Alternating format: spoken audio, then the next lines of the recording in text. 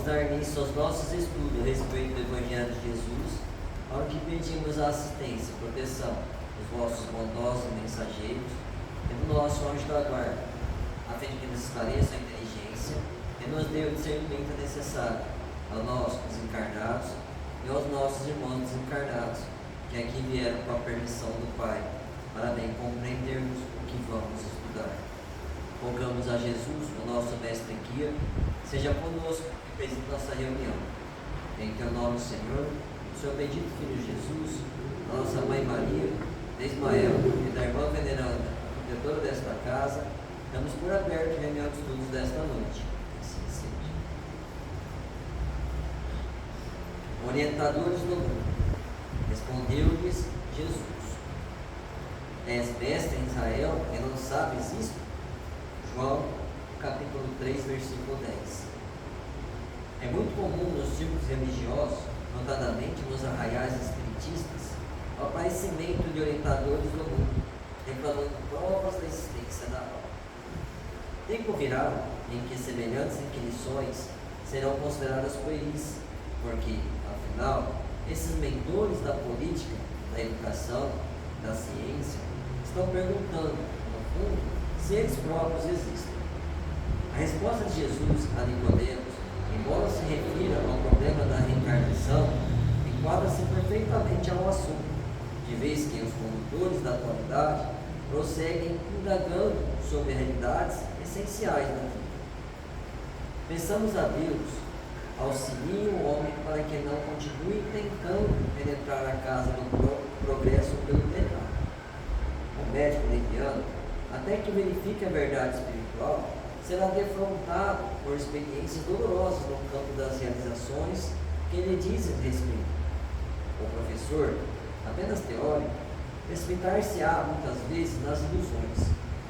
O administrador, improvisado, permanecerá exposto a erros tremendos, até que se ajuste à responsabilidade que lhe aprova.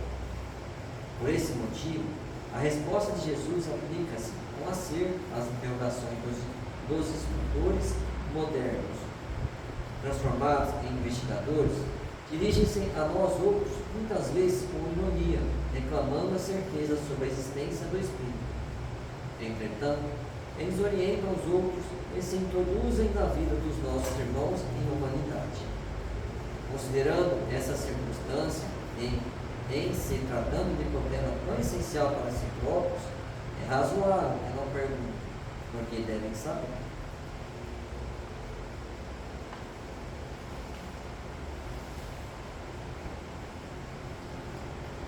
Pai nosso que estás nos céus, santificado seja o vosso nome, Senhor. E venha a nós o vosso reino.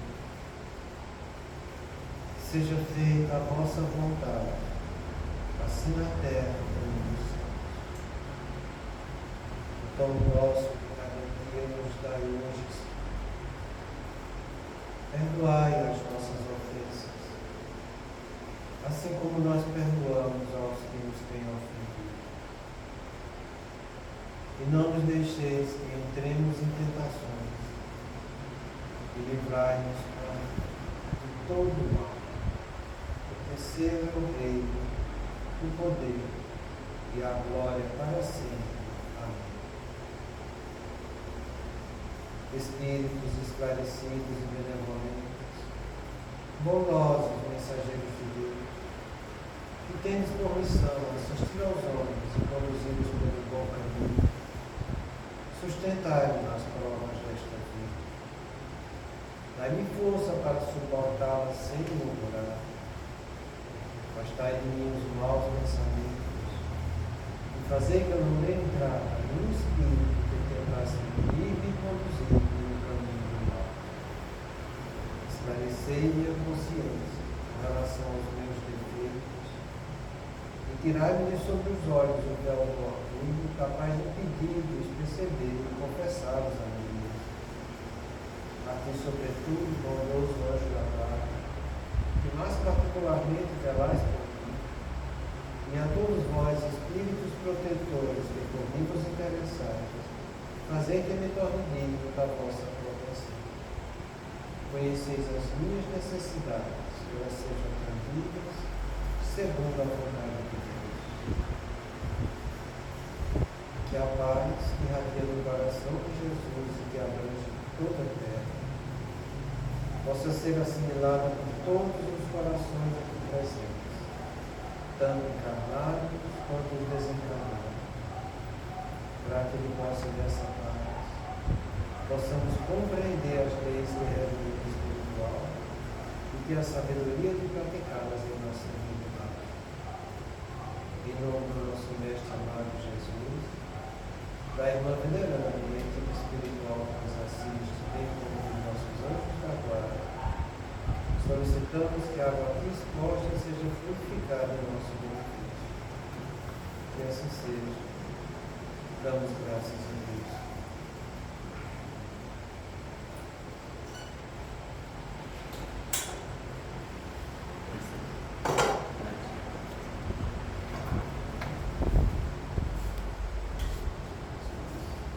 Boa noite. Dando continuidade,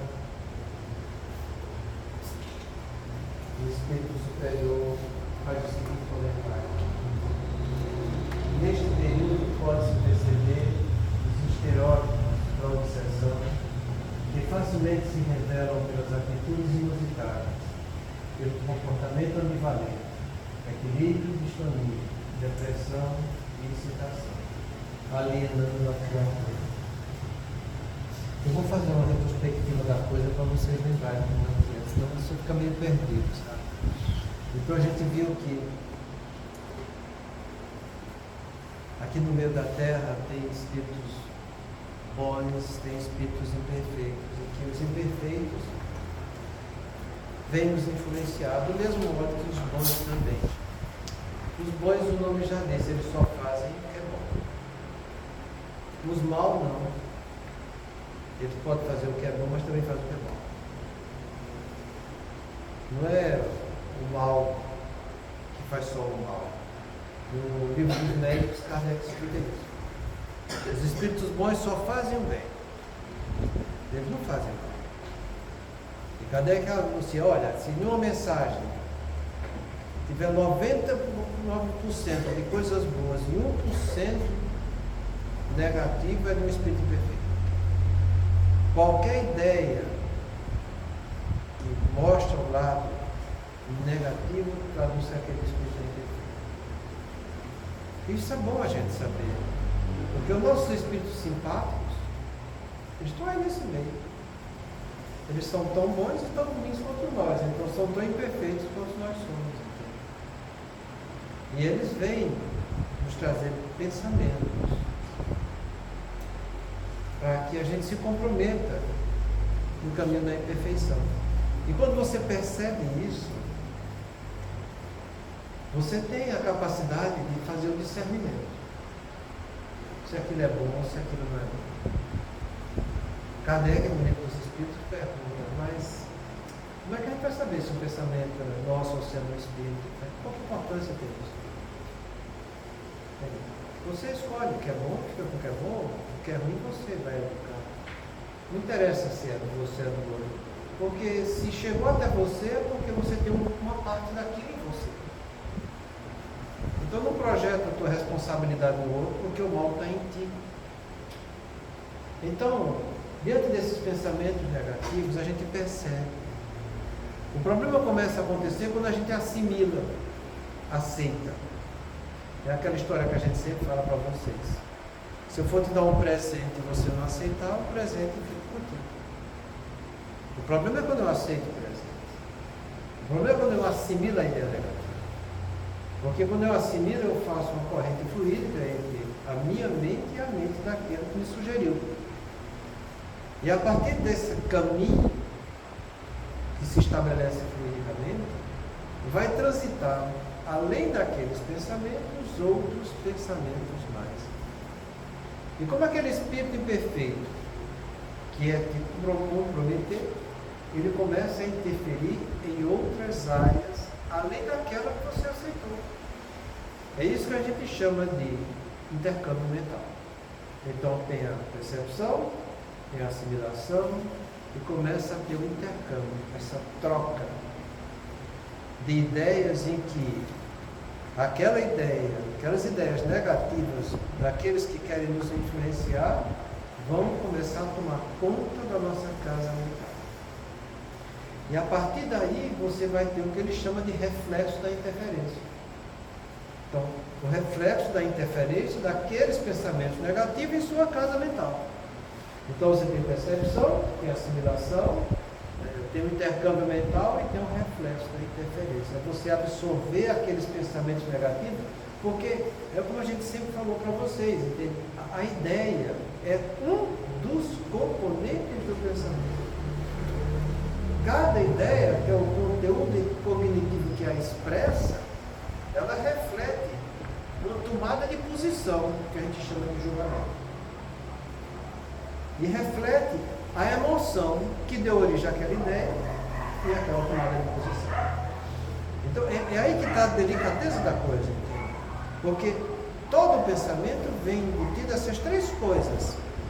E aquela emoção que vem junto com a ideia, eu sinto ela em mim.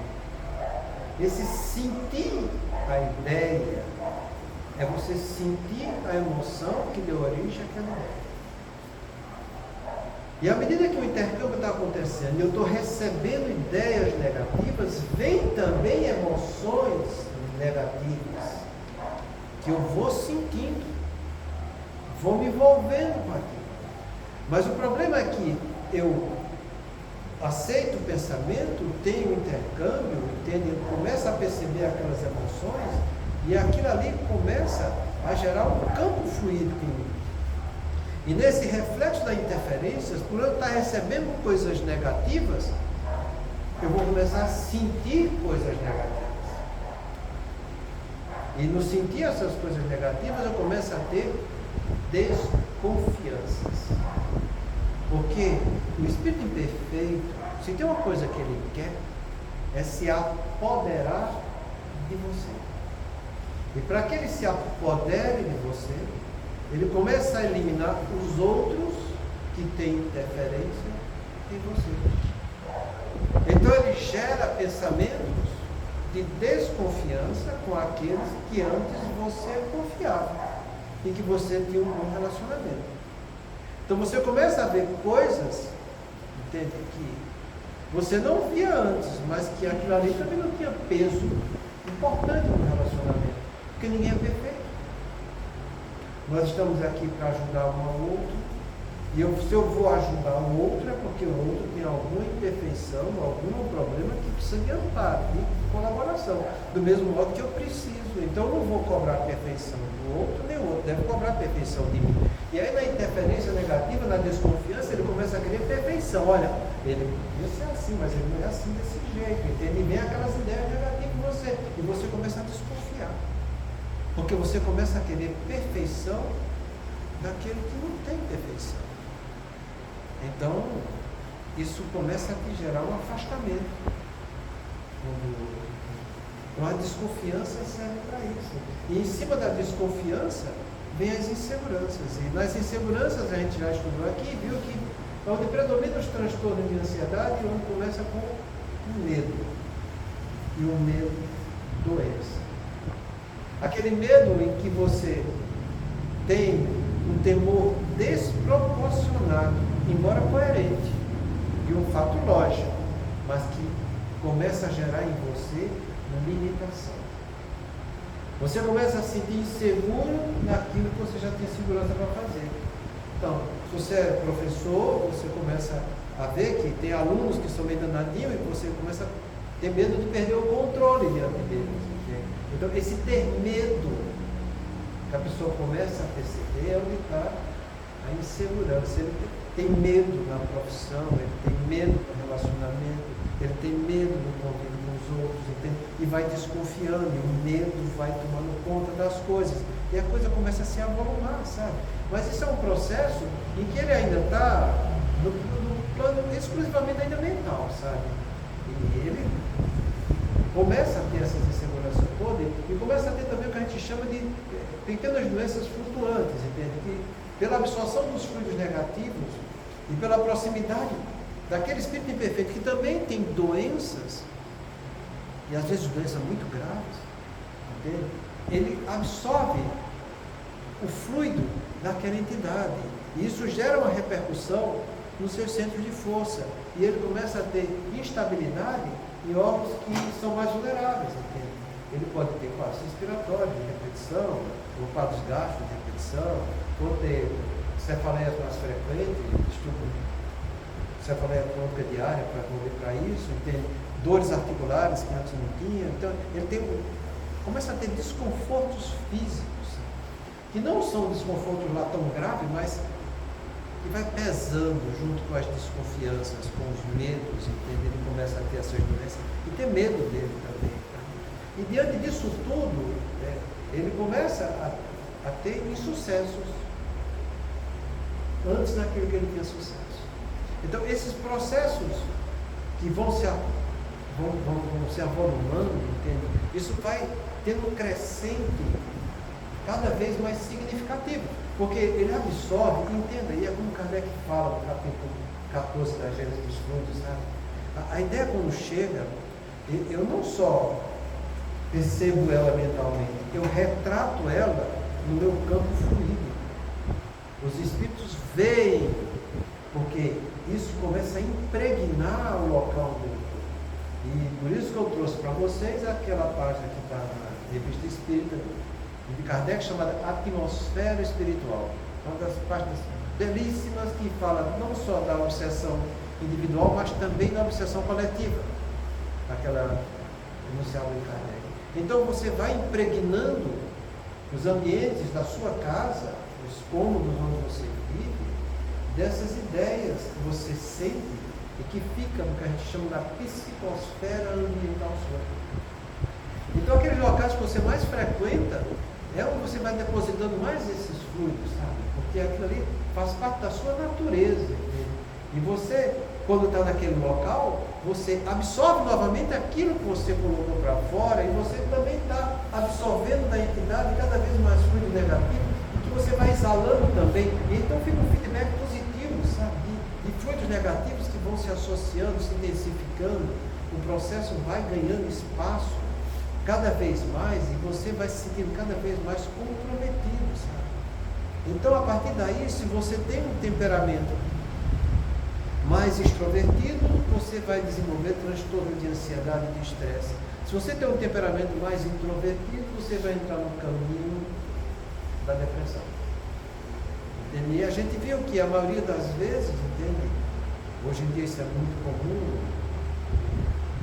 Tem um psiquiatra, que eu gosto muito dele, lá na Escola Paulista, que ele faz muita live e a gente acompanha um pouco, e ele é uma pessoa fantástica, sabe? Então ele fala que hoje em dia os quadros depressivos diagnosticados, entende, representam no mínimo 65% de transtorno bipolar. Entende? Que a pessoa que começa com um quadro depressivo, você tem que ter um acompanhamento mais rigoroso, porque quando você menos espera, ele vai dar ciclada para o bipolar, e quando ele faz esse movimento de aprofundamento do transtorno mental, o tratamento muda da água para o vinho.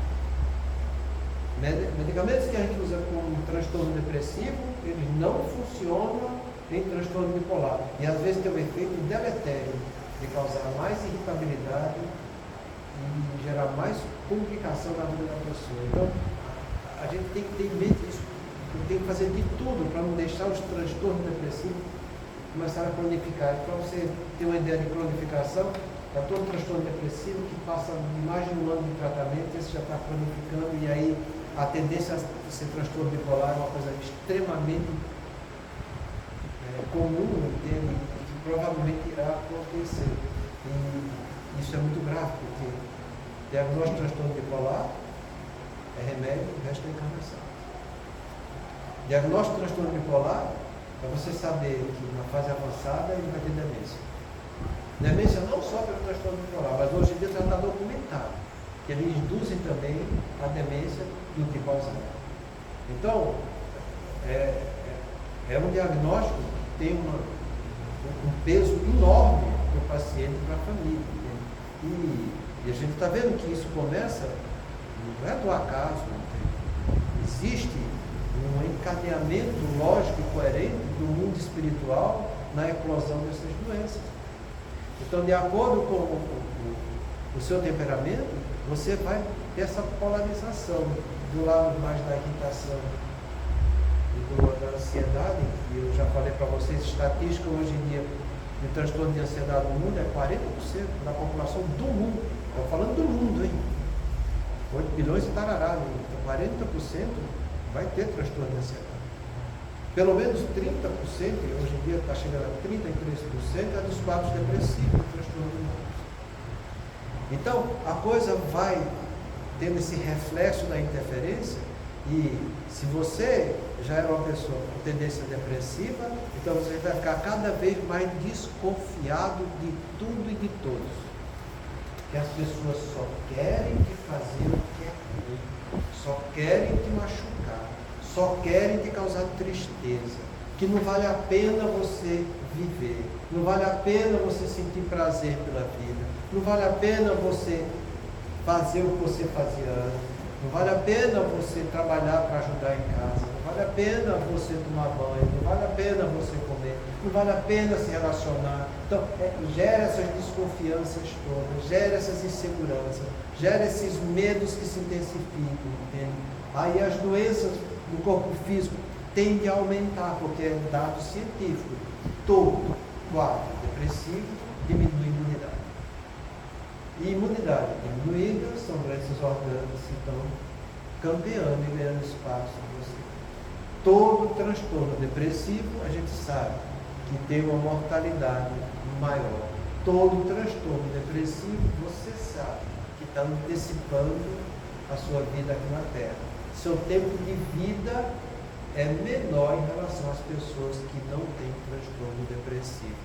Então, você imagina que uma pessoa que já está nessa situação, em que o processo não vai parar, ele vai ter cada vez mais se intensificando, porque você vai absorvendo mais fluido, ele vai tomando cada vez mais conta do seu campo mental, você vai ver cada vez mais ideias negativas tomando conta de você, você vai impregnando o ambiente onde você está, você continua a absorver cada vez mais fluido e as doenças se intensificam. É por isso que a gente fala, e do ponto de vista médico, é assim que é feito, que as doenças psiquiátricas, elas são dimensionais, elas não são categoriais. Se você tinha um transtorno de ansiedade, a coisa pode se complicar, um transtorno cada vez mais profundo, mais intenso. Até você sair dos quadros de neurose simples aos transtornos depressivos, de ansiedade, entrar nos quadros psicóticos. Então a coisa não para. Não pensa você que, fulano é depressivo, vai tomar remédio, não fica daquele jeito. Ou você vai melhorar, ou a coisa vai se intensificar, mas do mesmo jeito não fica. Não pense que vai ficar, porque não vai. Ou você melhora, ou você vai piorar, a coisa vai se agravar. Do mesmo modo, no quadro depressivo, que a gente viu aqui, que do ponto de vista médico, 65% vai caminhar para o transtorno bipolar. Entende? E você sabe que esse transtorno bipolar, entende? Eles têm fase de aprofundamento, e até você ter o que a gente chama de transtorno místico, transtorno bipolar, que é a fase avançada, em que você já praticamente um quadro psicótico, entende? Você no mesmo dia, na mesma hora, você tem transtorno depressivo com transtorno de mania, e fica um quadro demencial gravíssimo para você tratar, e para a família conseguir conviver com o paciente, que não é fácil, entende? E que a gente recebe cada vez mais, porque esses quadros depressivos, entende? De acordo com o passar dos anos, eles estão se tornando cada vez mais frequentes e mais intensos. Se tem uma doença que aumentou de prevalência assustadoramente no meio médico, foi o transtorno depressivo. Jamais a gente imaginava que a depressão tivesse uma evolução tão drástica como está tendo hoje em dia. E quando a gente estuda isso, entende? Quando você confronta os dados médicos e a gente começa a entender o que se passa do ponto de vista mental e do ponto de vista espiritual com esse paciente, entende? Você começa a ver a gravidade daquilo que André Luiz falou no livro dele, Revoluções dos Mundos, e que o Emmanuel também falou, todos os espíritos falam de maneira geral, que a aproximação do mundo espiritual com o mundo material se intensifica cada vez mais. Kardec, no livro da Gênesis, no último capítulo, ele já falava isso. A partir de agora, haverá uma aproximação maior entre os dois campos, espiritual e material aqui na Terra. Então, as coisas se aproximam, a influência se torna mais frequente, é de fácil acesso o que é espiritual no mundo material. Entende?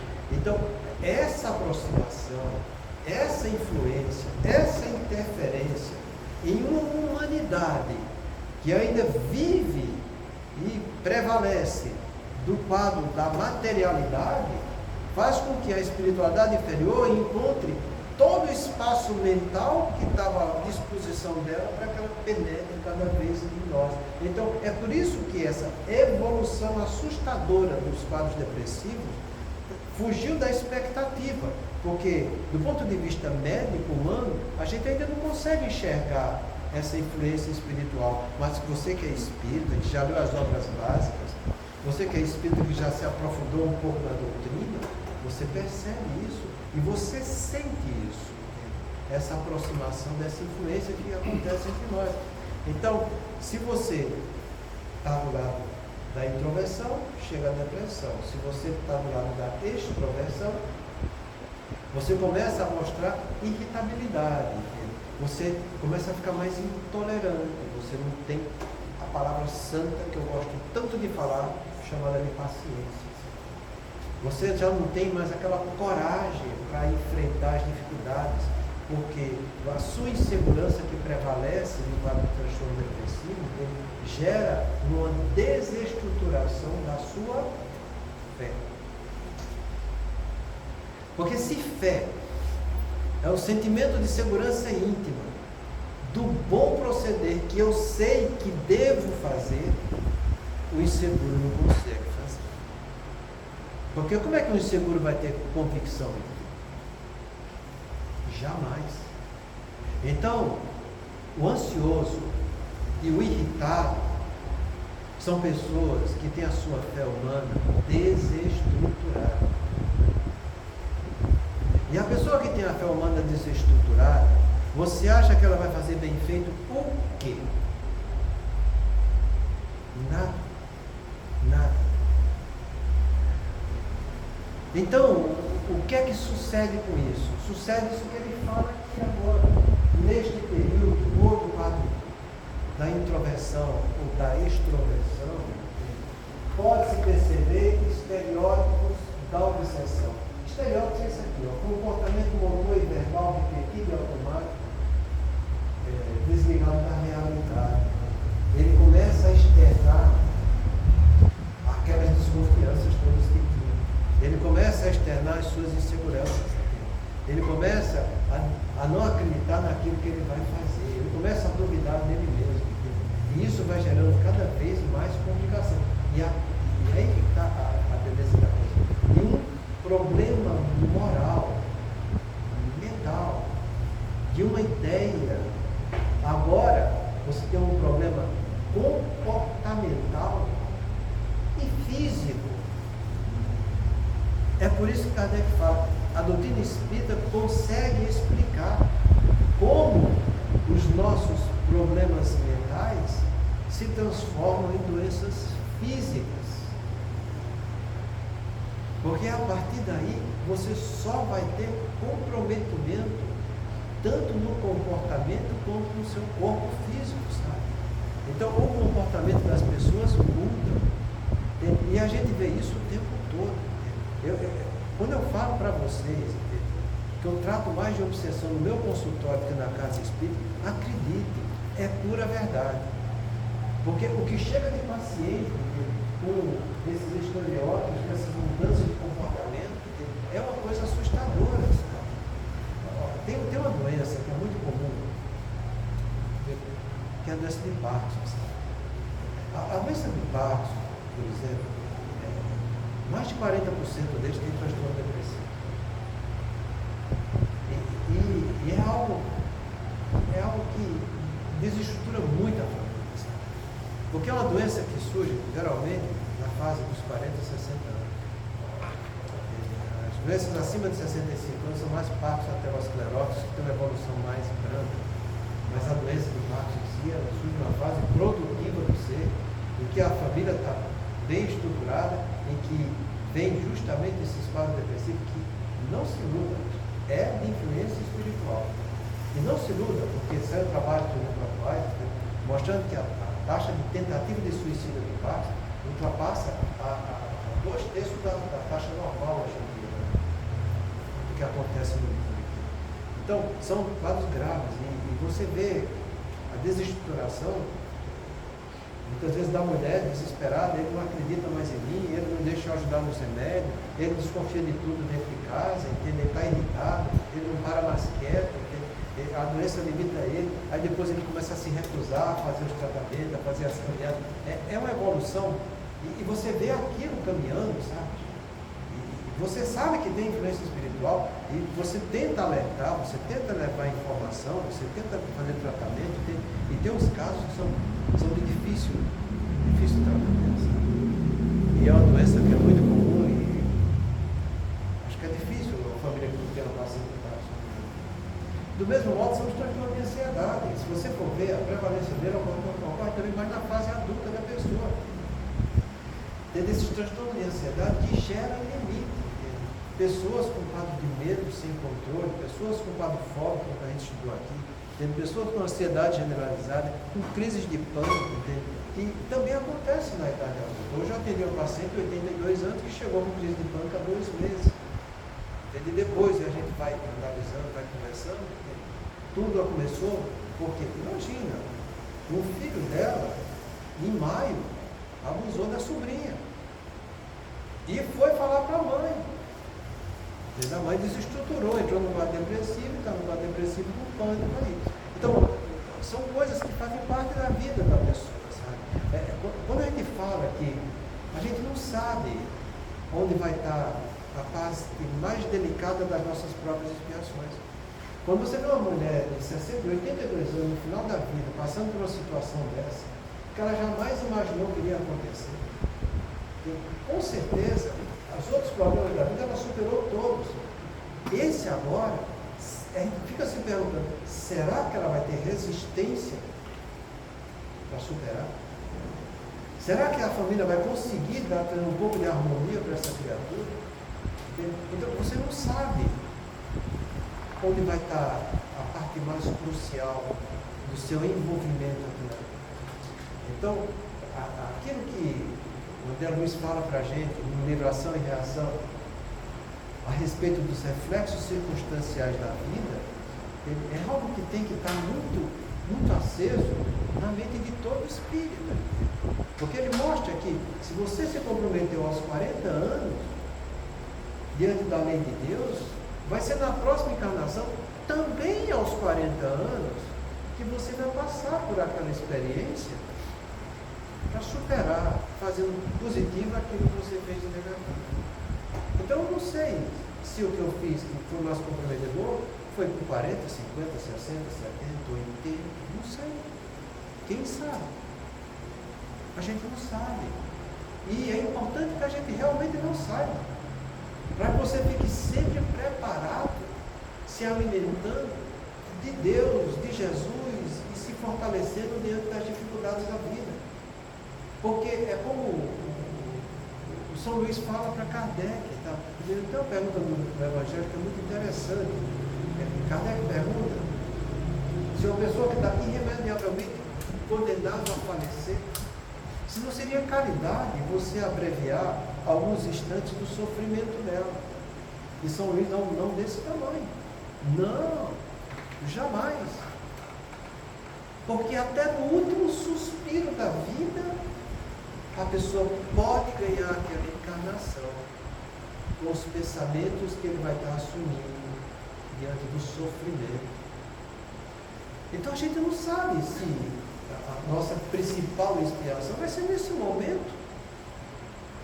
A gente não tem noção do que vai acontecer, das experiências que a gente vai ter, das frustrações que vão acontecer, porque todos nós somos vulneráveis a isso. Entende? Então, o fato é certo, sabe? A espiritualidade superior está sempre nos ajudando. O problema é se a gente vai estar reconhecendo essa ajuda em nossa vida. Porque do nosso lado ainda predomina o nosso lado mais material, o nosso lado mais inferior. Então, muitas informações superiores vêm para nós. Mas quando chega até nós, a gente está tão envolvido com o lado negativo da vida que não percebe isso que chega.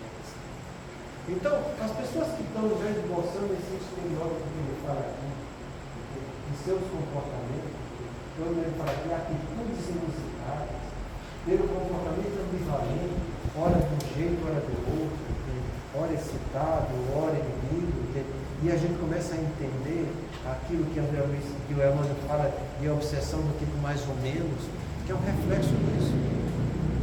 Muitas vezes a espiritualidade ela é inteligente demais, sabe?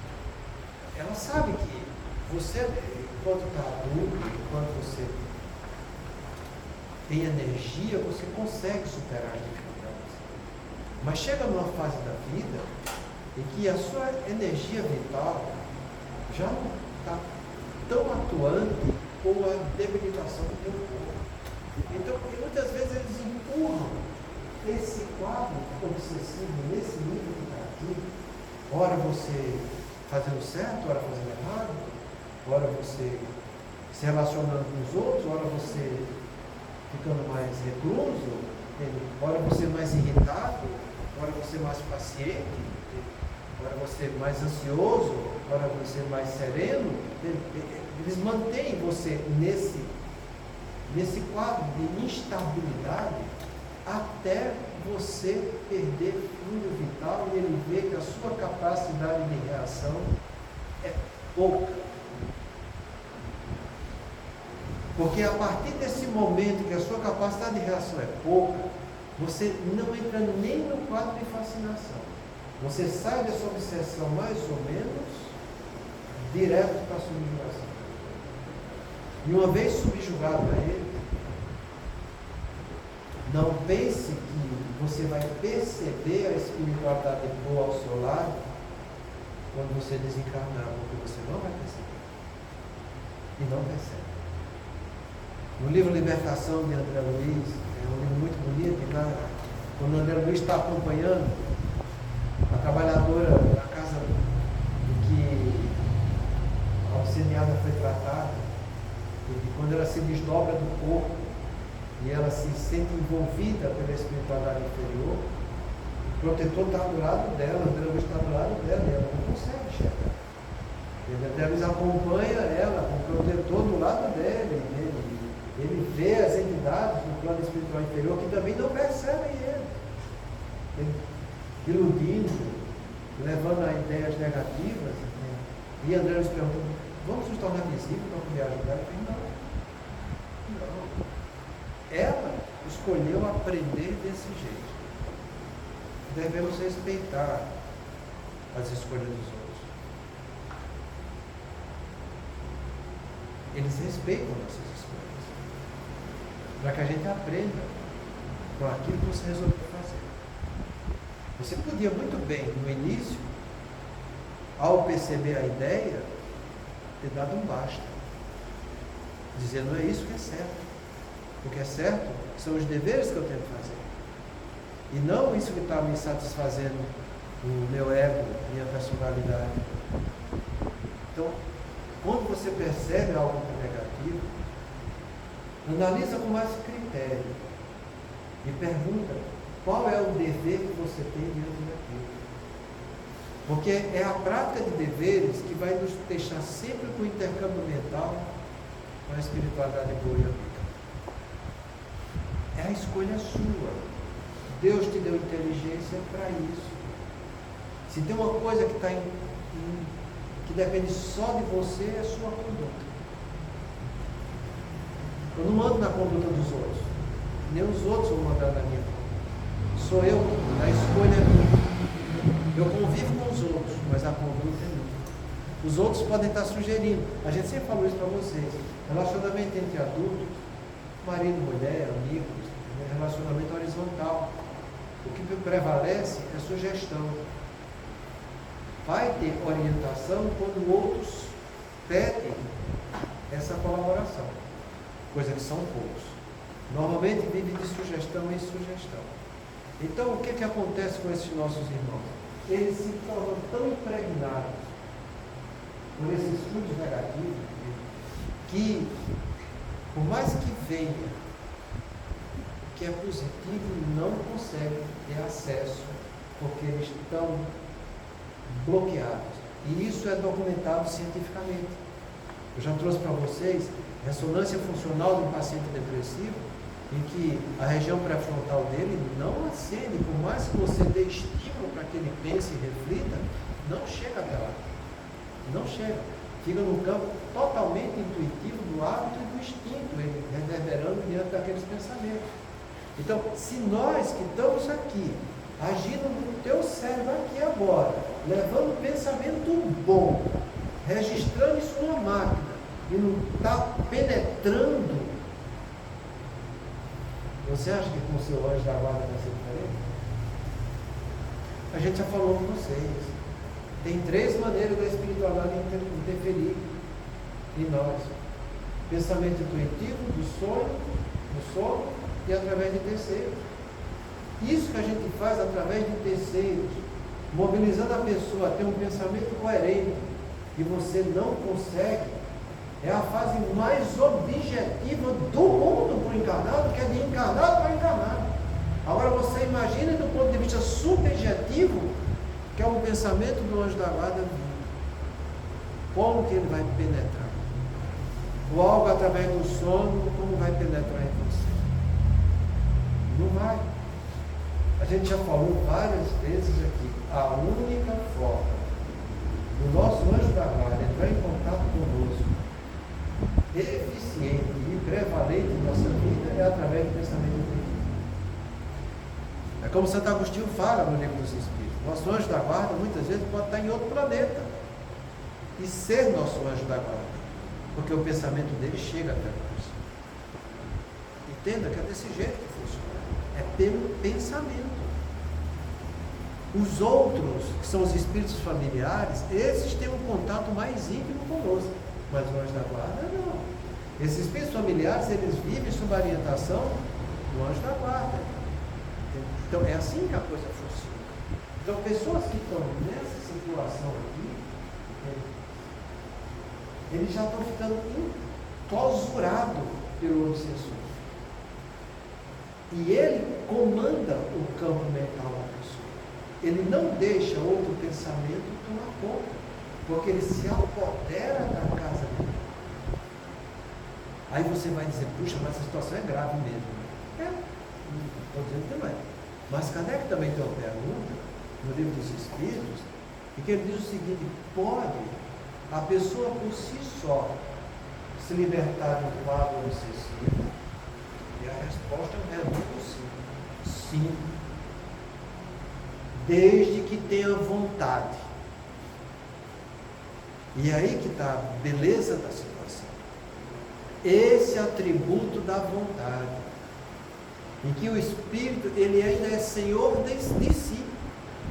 E na hora que ele quiser realmente se libertar daquilo, ele vai remover as dificuldades de dentro dele e mudar o intercâmbio mental. É só isso que precisa. Ele sair do intercâmbio mental que é negativo e ele, pela sua vontade, direcionar para o intercâmbio mental positivo. E aonde é que ele vai conseguir isso? Aos montes tem ao lado dele. Tem livros bons para ler. Tem pessoas boas que o amam para conversar. Tem relacionamentos afetivos salutares de pessoas que se encontram em praça, em reunião. de estímulo positivo na vida, ele pode ir. É a hora que ele quiser. Ele pode fazer uma oração por ele. Ele pode procurar uma casa religiosa que vai ser de acordo com o entendimento dele. Então é aí que está a vontade dele. Ele querer, mas ele querer interiormente fazer isso. Eu quero me melhorar.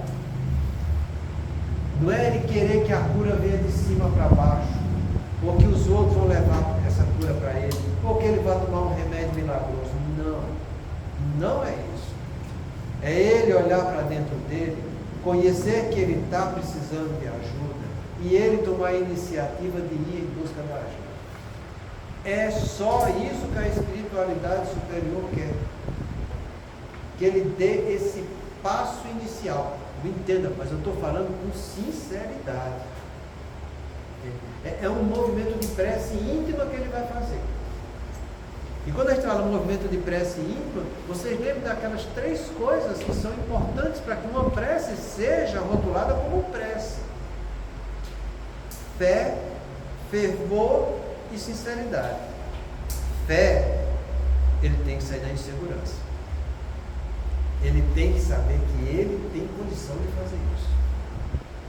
Esse sentimento de segurança íntima, do bom proceder, que ele sabe que deve fazer. Então ele vai fazer porque ele sabe que deve, é um dever dele, então ele vai fazer. E vai fazer isso com fervor. E fervor quer dizer emoção. Emoção de fazer algo positivo. Emoção dele, coisa que ele não tem. A emoção dele está presa no lado negativo. Então ele tem que extrair isso dele. Querer ele fazer essa prece. E fazer isso com sinceridade. Desde que ele faça isso, toda espiritualidade boa e amiga vai estar ao lado dele. E ele começa a vencer essa fase que a gente chama de obsessão, mais ou menos, que ele fica mostrando comportamento, ora desequilíbrio, ora distonia, desequilíbrio, ora depressão, ora excitação. E ele, se continuar assim, ele vai se tornando uma pessoa cada vez mais alienada. Quer dizer, alienada é fugindo da realidade, entrando no mundo de ilusão, entrando no mundo fictício. E não vale a pena você chegar nessa situação. Qualquer pessoa de bom senso sabe disso. E eu digo que sabe disso porque é o que eu recebo no meu consultório. São muitos que chegam lá e dizem: doutor, eu não estou normal. Eu não estou normal. Meu comportamento está mudando dentro de casa. Os outros estão falando e eu estou vendo que está mudando. Não está bom, eu me irrito com qualquer coisa. Eu não tenho mais paciência. Eu estou perdendo ano para fazer as coisas dentro de casa. Eu estou perdendo ano para trabalhar. Estou perdendo a coragem. Isso tudo é influência mental. As pessoas sabem disso. E quando você mostra para elas, e eu falo para eles, você precisa mudar a maneira de viver e de encarar a vida. Você precisa ver que você está precisando de ajuda mesmo, entende? Tem remédio para te ajudar? Tem. Mas remédio não vai trazer pensamento bom. Remédio não vai te trazer sentimentos. Se vendesse pensamento e sentimento em farmácia, meu filho, era o primeiro a comprar. Isso não vende. Você tem que mudar seu processo de pensamento e de sentimento. O remédio vai trazer bem-estar. O remédio vai trazer equilíbrio. O remédio vai estabilizar teu humor. O remédio vai fazer isso. Porque ele vai atuar no cérebro daquilo que está ficando desgastado já pela influência negativa. Mas você tem que fazer um trabalho interior seu e se edificar diante do teu comportamento, diante da tua família, da tua profissão, da tua vida. Procura a tua fé. Porque na tua fé você vai encontrar pensamento bom. É na tua fé que você vai encontrar bons sentimentos. Que é lá que você vai encontrar Jesus, vai encontrar seu anjo da guarda, vai encontrar. Então, se é evangélico, vai lá para o evangelho. Se é católico, vai lá, mas vai com firmeza. Não é só para fazer uma missinha por semana. Isso não é você trabalhar a sua fé. Se envolva na religiosidade. É isso que a gente tem que mais tocar para a pessoa. Se envolver com a religiosidade. Ele viver a religião na vida dele. Isso não se vende em farmácia, nem vai encontrar em consultório médico.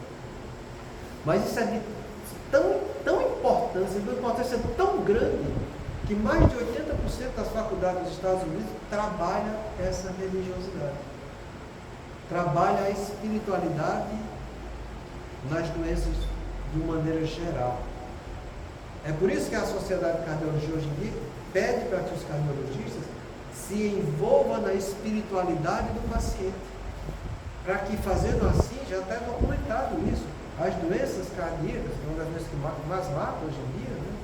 Eles têm um prognóstico e uma evolução melhor quando a religiosidade é estimulada nos pacientes que estão precisando. Então, isso que a gente faz no nosso consultório é tratamento de desobsessão. Isso que a gente faz é estímulo da vontade deles, para que eles usem a vontade deles e mudar de sintonia, mudar de intercâmbio mental. Então, ninguém vai lá dar uns passos milagrosos, ninguém vai lá dar água fluidificada. Não, é um atendimento fraterno que a gente faz no nosso consultório, que é orientado pela própria medicina hoje em dia. Então, você conseguindo levar para ele essa orientação, e olha que nesse momento é muito interessante, sabe? Quando você está imbuído de levar algo bom para o seu paciente, a casa do teu consultório, ela é protegida. Nesse momento, Deus, em sua misericórdia, muitas e muitas vezes, separa o obsessor do auxiliado para que ele tenha momentos de ter um pensamento mais coerente. É nesse momento que a gente tem que começar a levar informação, e quando você vê que aquilo que você está levando está tendo peso, e que a pessoa está refletindo, está ponderando, está interagindo com você, vai fundo. Porém, tem casos que é impressionante. É impressionante. À medida que você começa a direcionar para o lado de melhorar o pensamento e a afetividade da pessoa, ela já vem com rejeição. Já vem com rejeição. E às vezes você vai tentando, e ela vai se irritando. Você vê o paciente se irritar na sua frente. E quando você vê que está acontecendo isso, não insista. Não vai perder tempo. Oriente o familiar. O familiar está lá vendo. E muitas vezes eu esqueço o paciente lá, vou falar para você. Porque é você que convive com ele. Esse remédio vai fazer isso. Isso que eu estou falando para ele, era para ele mudar a maneira dele viver e agir de uma maneira mais coerente. Mas você está vendo que ele não quer. É a opção dele. Então você convive com ele, saiba trabalhar isso e saiba mostrar isso para ele no dia a dia. Porque uma hora ele vai se tocar. Porque se ele não se tocar, ele vai continuar absorvendo fluido e vai se comprometendo cada vez mais. São inseguranças, são desconfianças, são doenças que vão estar se aprofundando, são insucessos que vai estar acontecendo, o sofrimento vai aumentando, chamando cada vez mais para a responsabilidade. Porque a vida é assim, é como Jesus falou, ninguém há de servir a dois senhores, ou vai ficar para um, ou vai ficar para o outro. Quem fica com o que é negativo, vai sofrer cada vez mais com o que é negativo. Quem fica com o que é positivo, vai se sentir cada vez mais feliz com o que é positivo. Semana que vem a gente continua com muita paz a todos.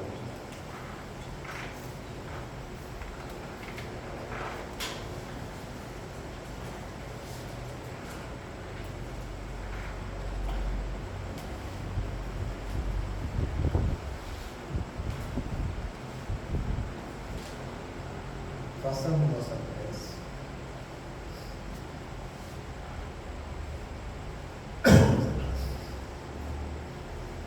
Pensando na paz do mundo e de todos os nossos irmãos. Deus, nosso Pai, que tens poder e bondade, dai força àquele que passa pela provação, dai luz àquele que procura a verdade, ponde no coração do homem a compaixão e a caridade. Deus, dai ao viajor a estrela viva, ao aflito a consolação, ao doente de Deus. Pai, dai ao culpado o arrependimento, ao Espírito a verdade, à criança o guia, ao órfão, Pai. Senhor, que a vossa bondade se estenda sobre tudo que criaste. Piedade, Senhor, para aquele que nos não conhece. Esperança para aquele que sofre. Que a vossa bondade permita aos Espíritos Consoladores derramarem por toda parte a paz, a esperança e a fé. Deus, o Pai, uma faísca do vosso amor pode abraçar a terra. Deixai-nos beber nas fontes desta bondade fecunda e infinita, e todas as lágrimas se caem, todas as dores acalmar-se-ão, e um só coração, um só pensamento subirá até vós comovido de reconhecimento e de amor. Como Moisés sobre a montanha, nós os esperamos com os braços abertos, ao poder, à bondade, à beleza, à obediência, e queremos de algum modo alcançar a vossa misericórdia. Deus, dai-nos a força de ajudar o progresso a fim de subirmos até vós. Dai-nos a caridade pura, dai-nos a fé e a razão. Dai-nos a simplicidade que fará de nossas almas o espelho de se refletirá a vossa imagem.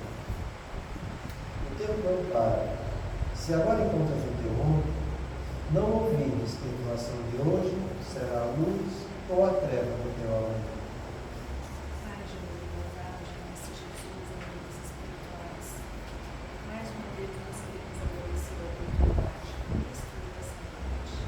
Que nós possamos refletir sobre essas lições, que nós possamos refletir, Senhor, sobre essa necessidade essencial dessa reforma emotiva, de transmutar coisas negativas em pensamentos positivos. Que a tua paz esteja com todos os irmãos aqui presentes, que nós possamos levar também essa paz onde quer que estejamos. Pai nosso que estais nos céus, santificado